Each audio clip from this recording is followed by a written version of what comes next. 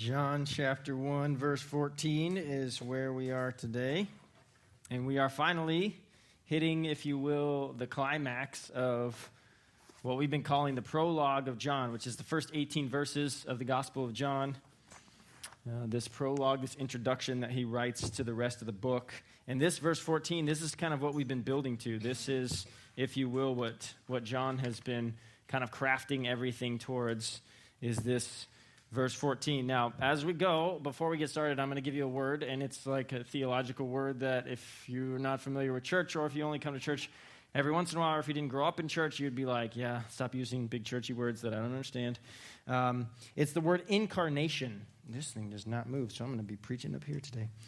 It's the word incarnation, which is a Latin word, and if you're not familiar with it, you'd be like, what the heck is going on? Why would we take Latin words and bring them into English? Mostly it's because we don't want to use more than one word to describe what we're trying to say.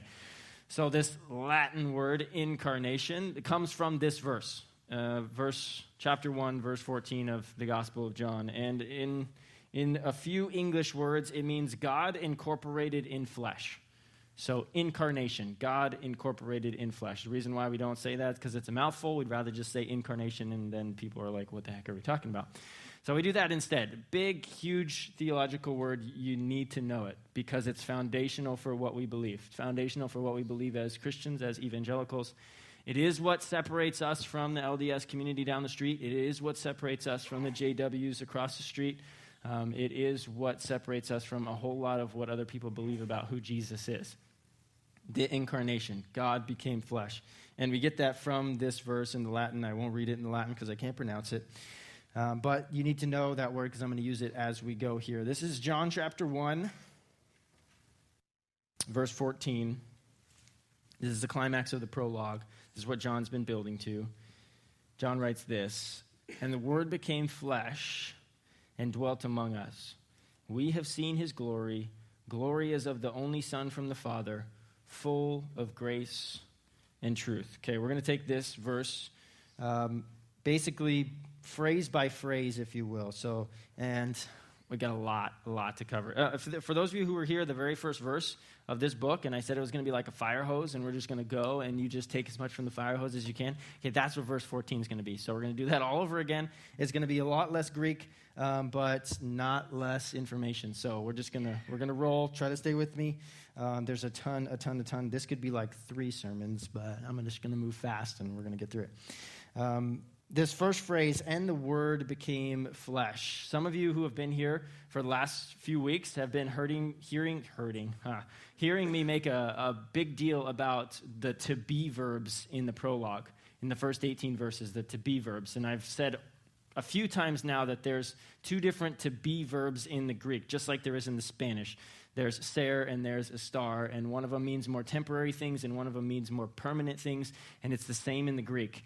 And earlier on, I've been trying to show you that every time John refers to the Word, this personal deity that he's talking about, he always uses the continuous, ongoing, everlasting verb to be. It's how he describes the Word. And the reason why I've been making such a huge deal about that is because in verse 14, he switches to the other to be verb. So in other words, when he's talking about creation, when he's talking about the God aspect of the Word, he's using it as in continuous, ongoing action with no beginning and no end.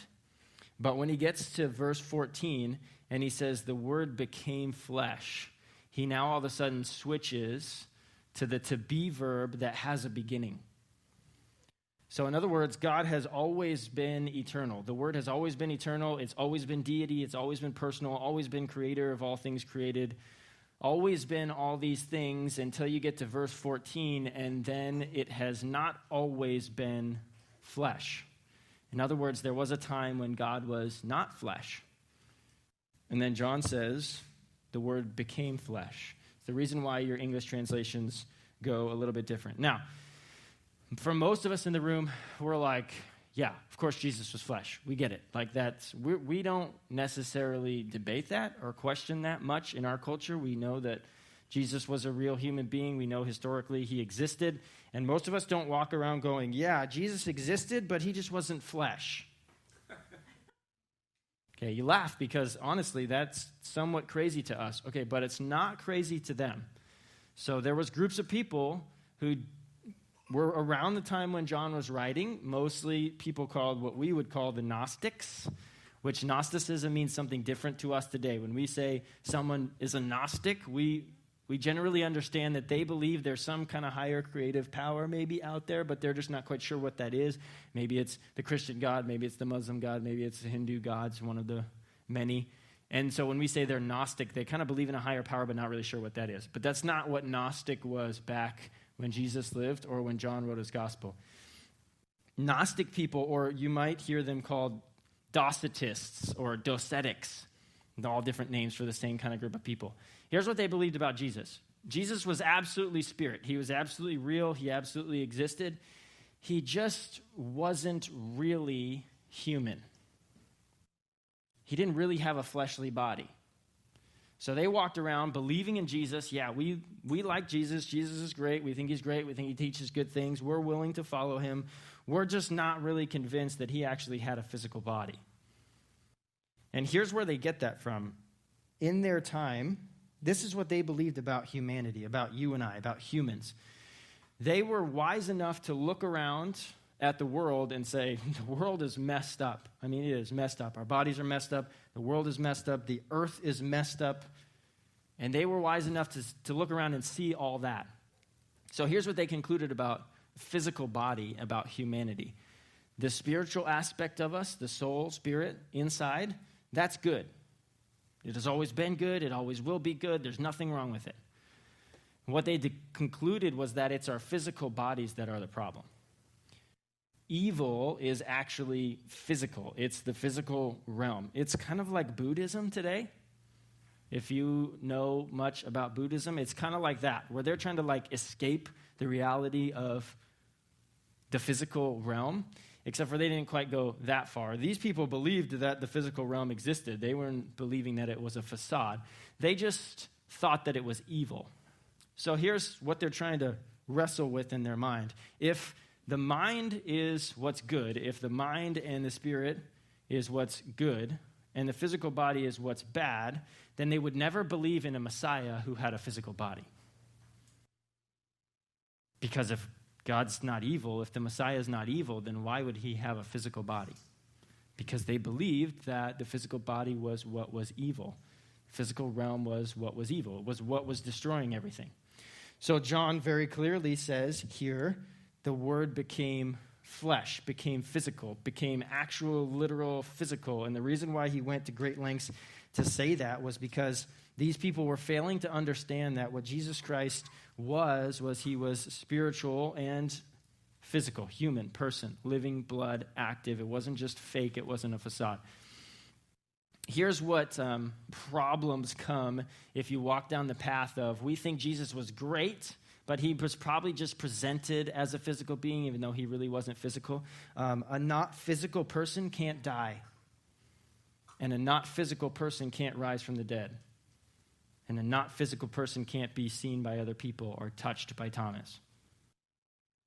Okay, so when you start walking down the path of maybe Jesus didn't have a physical body because we believe all of humanity is corrupt and we don't need physical bodies, that's just evil, and Jesus must not have been evil, so he must not have had that, you get into all kinds of mess about how salvation works, because what's God saving us from?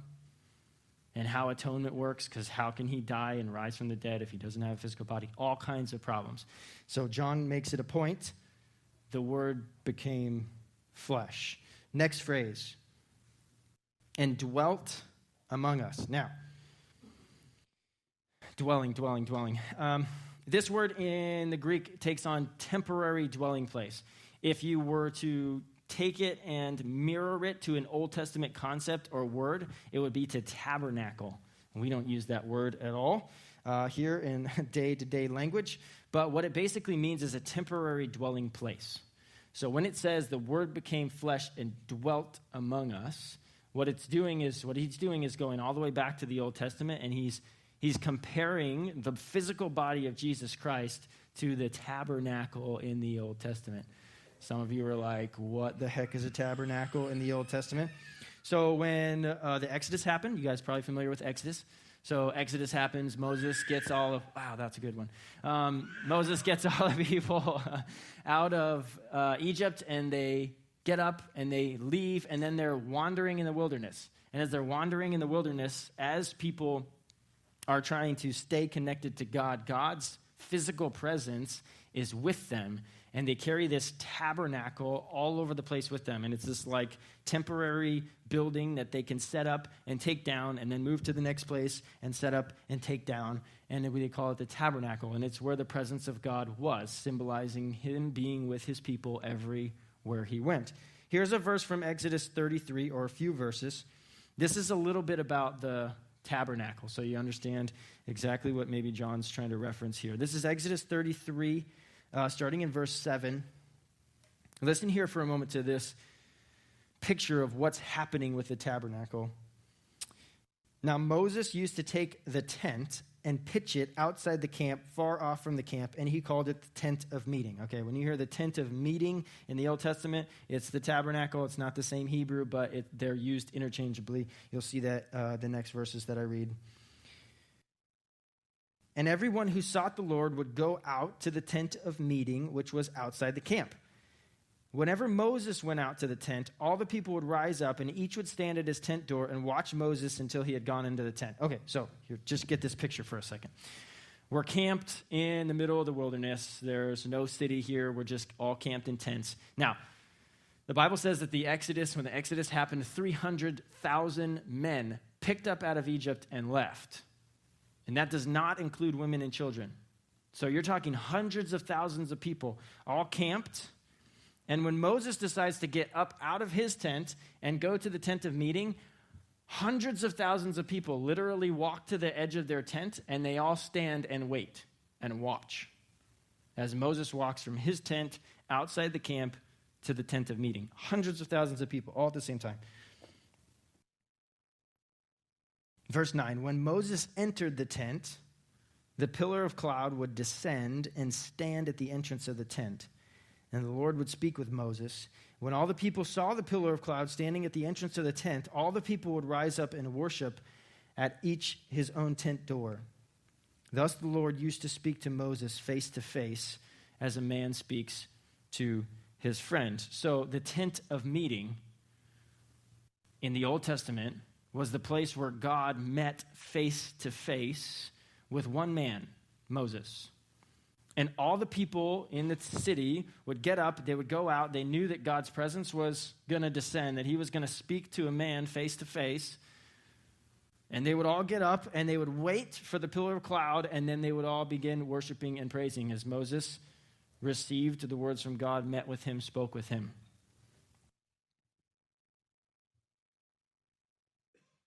Go forward a little bit to John's gospel. And John says in 1:14, the word became flesh and dwelt among us. In other words, the dwelling place of God used to be a tabernacle where only one man could meet with him. And when the word became flesh, he became face to face with humanity. Multiple people, not just one.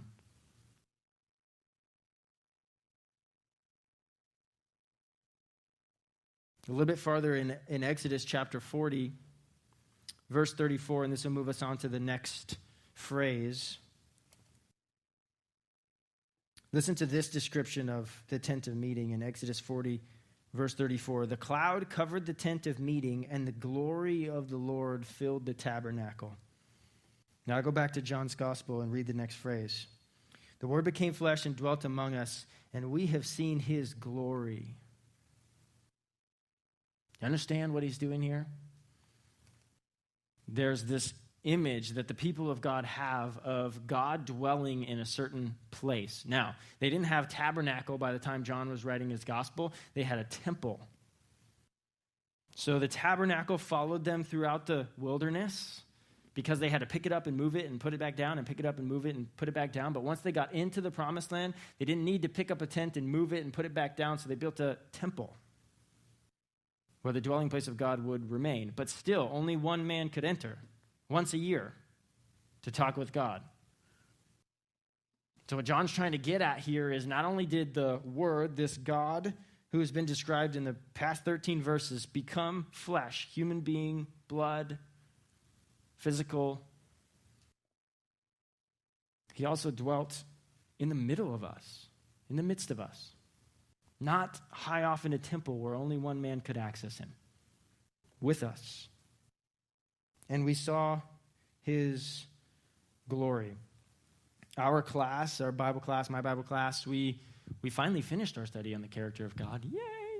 Maybe only like a year later. This is how we ended up defining the glory of God.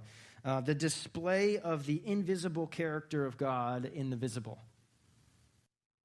So when the Bible talks about the glory of God, it's literally the visible display of God's invisible character. Could be his invisible wrath, could be his invisible love, could be his invisible compassion. It is the physical display of that. So it makes sense then why John would say about the Word that we have seen his glory. Literally, the physical, standing there, flesh and blood, representation of God himself. We've seen his glory. The same way that Moses and the people of God saw the glory of God filling the tabernacle, they saw the glory of God filling the temple. And now John's saying the same thing about Jesus Christ. We've seen him. I've attributed these attributes of God to him, and now I'm telling you, we've seen him in the flesh in his glory, right in front of us. You see how John's been building to this verse. Next phrase says this: glory as of the only Son from the Father. Now, if you're reading a New King James Version or a King James Version Bible, it will say something like, somebody read it out loud because I can't even remember off the top of my head. Somebody with King James, go. Okay, most of us grew up with that sort of language, the only begotten of the Father. Here's the version that I read. Glory as of the only Son from the Father. Here's maybe some technical difficulties, okay, around translation, but it's kind of important. Here's the reason why. Only begotten is not a bad translation, okay? It's kind of misleading. Because only begotten sounds a whole lot like there was a time when you didn't exist, and then you did exist. And remember, we've been talking about the Jehovah's Witness community who doesn't believe that Jesus Christ existed eternally. Remember, we said that the LDS community down the church doesn't believe that Jesus Christ existed eternally. And so when you translate only begotten, they take that and run with it. If you ever had a discussion with the Jehovah's Witness, they will point you to only begotten, and they'll take you to Colossians chapter 1, and they will say, only begotten, look, Jesus Christ must have been created, and they will harp on that again and again and again. The problem is it's just not a very accurate translation of the Greek, and here's the reason why, even the King James Version, the older English, has the word only begotten. It's because they originally thought that this Greek word had a different stem than they now realize it has. So all Greek words, this is down a rabbit trail. Okay, listen, real quick, follow me here. All Greek words have a stem and then prefixes and suffixes, okay? Some of our words have that in English, but not all of our words have that in English. Every Greek word has that. It has a stem, it's like a few letters in the middle, and then it has prefixes and suffixes, and that's how you figure out if it's a verb or a noun or a preposition or all that kind of stuff. Okay. So the idea or the question is, what's the stem of this word? Because the stem of this word, if it's this word or if it's that word, have two very different meanings. And sometimes the stems overlap, meaning the same three Greek letters for this stem, and you're left going, well, which one is it? And the only thing that determines it is context. And so when you're reading this, you're like, well, it could be either one. I mean, if you take the Jehovah's Witness position, then of course you just reinterpret this whole section and no big deal. If you change the text, like we talked about in verse 1. Or if you change the text, like we talked about in verse 1 and verse 3. But if you read the text as it is, It's pretty clear. Here's the short version.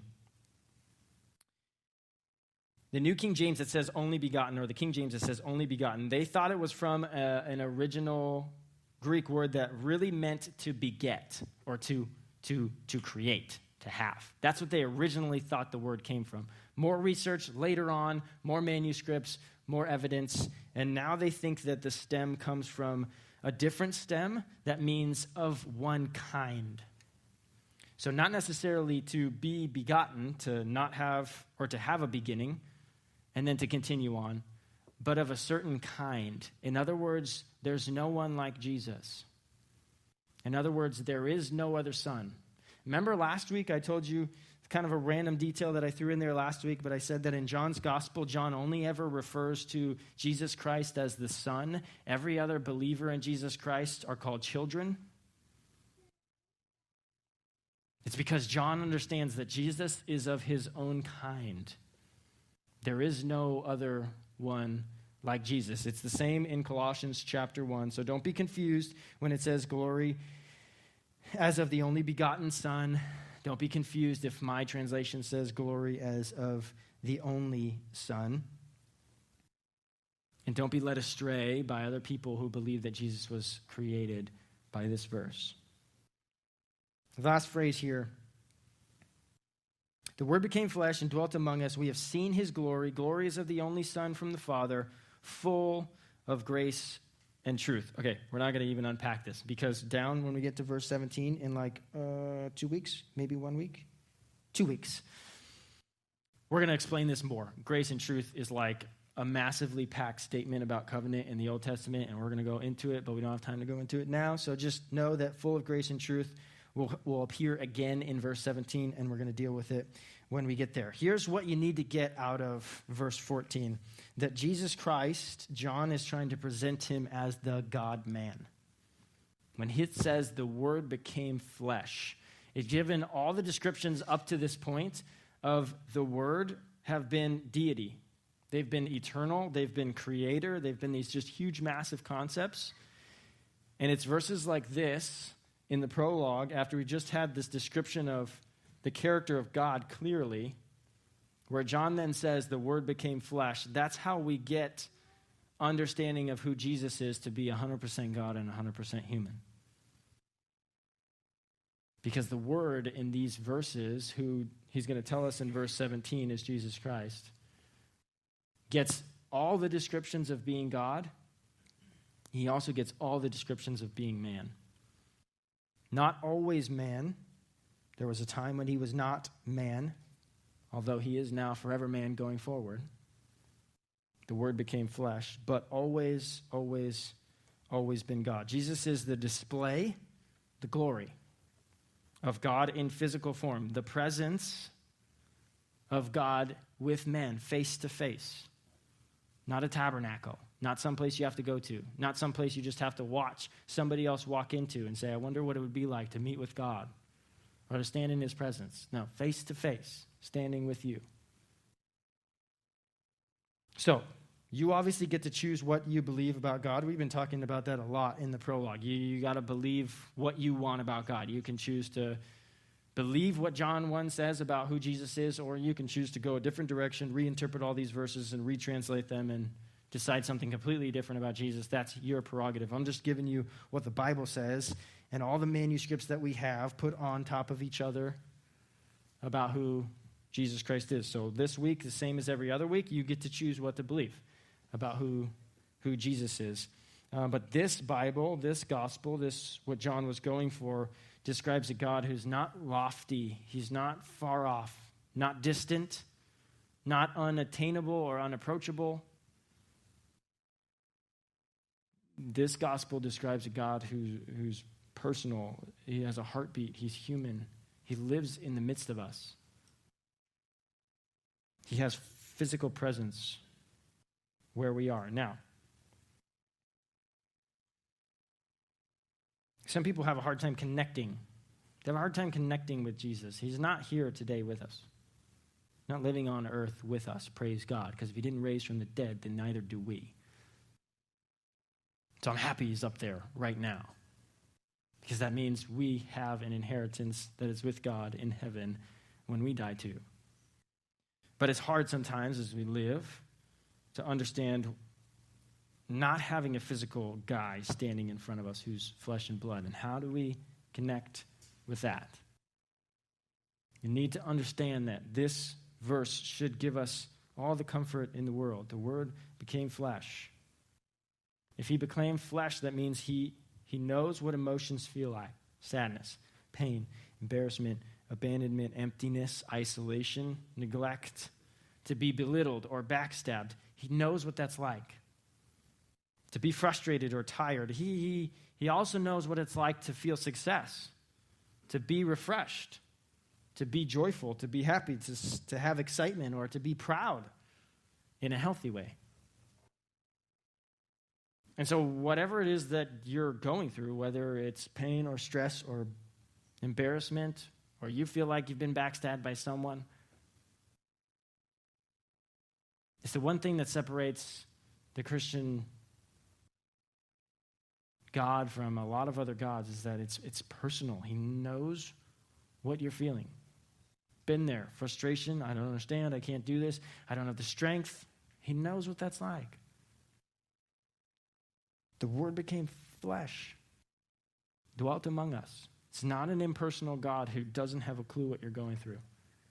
And at the same time, if you're struggling with, I struggle to be happy, or I struggle to find success, or I struggle to understand what real true joy is like, he's also experienced that. He knows how to help you get there. He knows how to walk you through a mess, because he's been here with us, face to face. He understands logic. Some people think, well, I just have to believe. Believing in Jesus is just blind faith. I mean, nobody cares about if it logically fits together. No, Jesus was a human being. He had a brain. He used it. He was logical. He knows that we need to understand things. He knows that we're not going to understand everything, but he knows that we at least have a brain and we need to be able to at least put some pieces together. So he's not afraid of your questions, not afraid of you saying, God, I don't understand. This doesn't make any sense to me. Could you show it to me? Could you break it down? And he's like, yeah, because I lived as a human and I had a brain too. And it says he learned and grew from infancy, from a child. He knows what it's like to learn and struggle and grow and not know how to do things and then have to learn how to do things. He knows what that's like. This is why when Christians talk about having a relationship with Jesus, this is why. Because the Word became flesh and dwelt among us. It's not enough just to know about Jesus or who Jesus is. Not enough to just say mentally, oh yeah, I get it. If there's a person standing in front of you, if your wife or your husband standing in front of you, and you say, yeah, I understand them. Really? No, it's continual. It's ongoing. It's learning. You're learning about them. They're learning about you. God's not learning about us.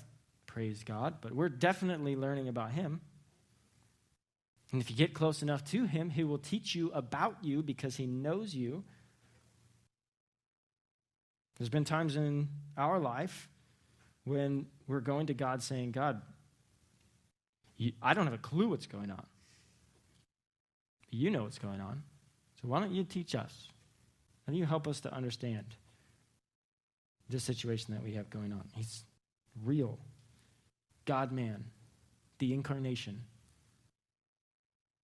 Essential to what we believe about who Jesus is. Also essential to us living as a Christian, because if we don't understand these things, the God we have is cold. He becomes distant and unrelatable and doesn't feel like he could really help you much at all. Or there's a God-man, Jesus Christ, who lived, knows what it's like to live, be a part of your lives, help you, help me, and helps us figure out how to do it, knows what it's like to learn. Why do you think he's so patient with us? He knows what it's like not to know how to do something and then have to learn how to do it. Because he was human, and he knows what it's like to be human. The most probably essential, helpful piece of who God is for relating to us. The Word became flesh. Pray with me. God, we have no idea how this is even possible. How does God become flesh? But you don't explain that to us. You simply say that it is, and it happened. God, for the things that you have for us to understand and wrap our minds around, we're thankful for those things. For these things maybe that we can't quite wrap our mind around, we just have a Bible that says that it's true. God, would you help us to be at peace knowing that we're not God, and that although there's many things that we can understand, some of the things of God may take millennia for us to learn. May only come when we get to heaven and we stand in your presence and we begin to understand more of who you are. But God, as we're here on this earth, we thank you that you're not unable to relate to us, that you're not unable to understand our pain, our stress, frustration. You're not unable to understand what it's like to be tired, exhausted, to the point where you can't even function anymore.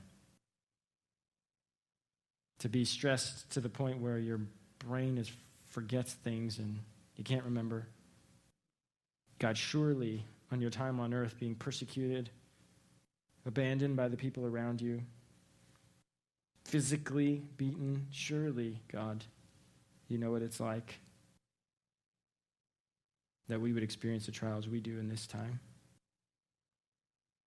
God, we thank you that you didn't just stay in heaven. Thank you that we can celebrate your coming to earth in the flesh. We can celebrate that today. We can celebrate it in December. We can be excited that the Word became flesh, just as John was in this prologue when he wrote it. God, thanks so much for your Son. We'd be nowhere without him. In his name we pray.